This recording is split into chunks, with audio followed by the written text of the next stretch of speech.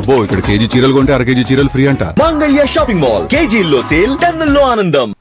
హిందూ దేవుళ్లని కించపరిచే వారిపై TTD board సభ్యుడు భానుప్రకాష్ తీవ్ర ఆగ్రహం వ్యక్తం చేశారు. హిందూ దేవుళ్లని కించపరిస్తే తోలు తీస్తామన్నారు.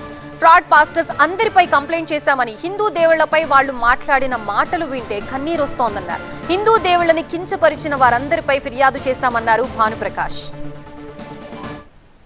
కడుపుకు అన్నం తింటున్నారా, పెంట తింటున్నారని అడుగుతున్నా నేను. మీరు కడుపుకు అన్నం తింటున్నారా, పెంట తింటున్నారని అడుగుతున్నా ఈ ఫాస్టర్స్ని. ఫ్రాడ్ ఫెలోస్ ఏం తమాషా చేస్తున్నారా? హిందూ దేవుళ్ళని మీ ఇష్టానుసారంగా మాట్లాడడం, నోరు ఉంది కదా అని చెప్పి ఇష్టానుసారంగా విమర్శించడం, నోరు ఉంది కదా అని చెప్పి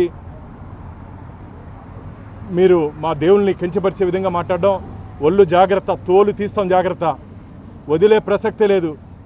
మేము ఇప్పుడు అఫీషియల్గా డీజీపీ సైబర్ క్రైమ్కి రవిశంకర్ అయ్యర్ గారికి కంప్లైంట్ ఇవ్వడం జరిగింది. అలాగే ఈ మధ్య ఒక కొత్త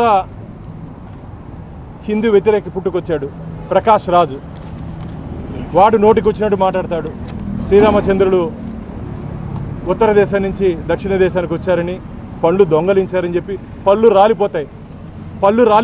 నువ్వు ఎక్కడ కనపడినా సరే నీకు పళ్ళు రాలిపోతాయి. ప్రకాష్ రాజు ఏం తమాషా అనుకుంటున్నావా?